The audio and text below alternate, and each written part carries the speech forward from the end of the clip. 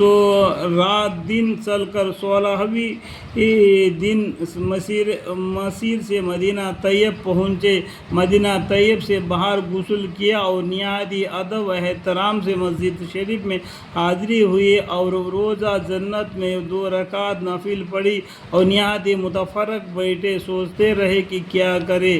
وزیر نے اعلان کیا کہ بادشاہ نے زیارت کے لیے تشریف لائے اور اہل مدینہ پر بخشش اور اموالی بھی تقسیم ہو گئی اور بہت بڑے دعوت کا انتظام کیا جس میں سارے اہل مدینہ کو مدعو کیا۔ بادشاہ عطا کے وقت بہت گہرائی نگاہ سے لوگوں کو دیکھتے، سب اہل مدینہ کے ایک کے بعد دیگرے آ کر عطا میں آ کر چلے گئے، مگر وہ 2 شخص جو خوب خواب میں دیکھے تھے نظر نہ آئے۔ بادشاہ نے پوچھا کہ کوئی اور باقی رہا تو اس کو بھی بلا لیا جائے۔ معلوم ہوا کہ کوئی باقی نہیں رہا۔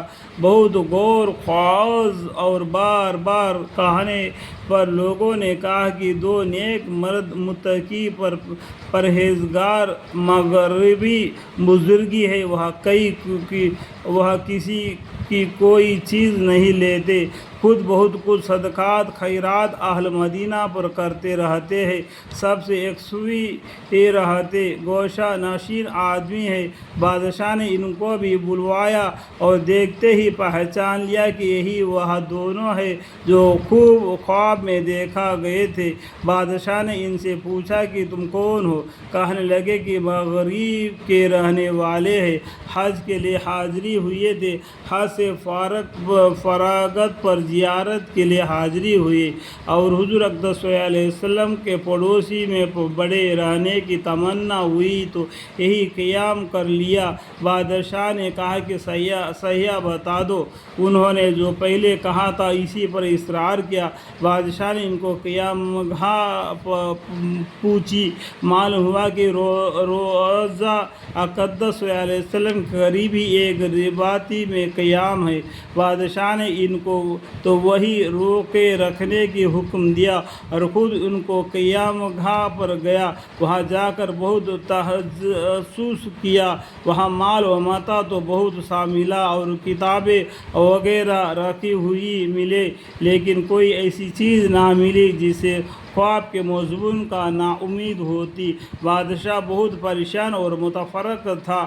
اہل مدینہ بہت کثرت سے سفارش کے لیے حاضری ہو رہے تھے کہ یہ نیک بزرگی دن بھر روزے رکھتے ہیں، ہر نماز روز شریف میں پڑھتے ہیں، روزانہ باقیہ کی زیارت کرتے ہیں، ہر شنبہ کو کوبہ جاتے ہیں، کسی سال کو رد نہیں کرتے۔ اس قحط کے سال میں اہل مدینہ کے ساتھ انتہائی ہمدردی گمگان رہے۔ انہوں نے کی ہے۔ بادشاہ حالت سن کر تعجب کرتے تھے اور ادھر ادھر متفکر پھر رہے تھے۔ دفعتاً خیال آیا کہ ان کے مسلح کو جو ایک بورے پر بچھا ہوا تھا اٹھایا، اس کے نیچے ایک پتھر بچھا ہوا تھا، اس کو اٹھایا تو اس کے نیچے ایک سرنگ نکلی جو بہت گہری کھودی گئی تھی اور بہت دور تک چلی گئی تھی، حتیٰ کہ قبر طاہر کے قریب تک پہنچ گئی تھی۔ یہ دیکھ کر سب دنگ رہ گئے۔ بادشاہ نے ان کو غصے میں کان پتے ہوئے پیٹنا شروع کیا کہ سیاح واقعہ بتاؤ۔ انہوں نے بتایا کہ وہ دونوں نصرانی ہیں اور عیسائی بادشاہوں نے بہت سا مال ان کو دیا ہے اور بہت زیادہ دینے کے وعدہ کیا۔ وہ حاجیوں کی صورت بنا کر آئے ہیں تاکہ قبر طاہر سے حضور اقدس صلی اللہ علیہ وسلم جسد طاہر کو لے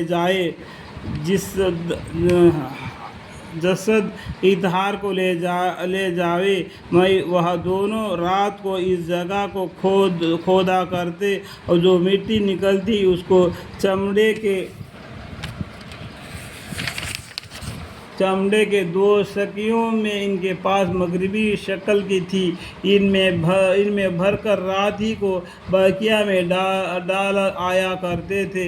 بادشاہ اس بات پر کہ اللہ جل شانہ نے اور اس کے پاک رسول صلی اللہ علیہ وسلم اس کی خدمت کے لیے ان کو منتخب کیا، بہت روئے اور دونوں کو قتل کرایا، اور حضرہ شریف کے گرد اتنی گہرائی خندق کھودائی کہ پانی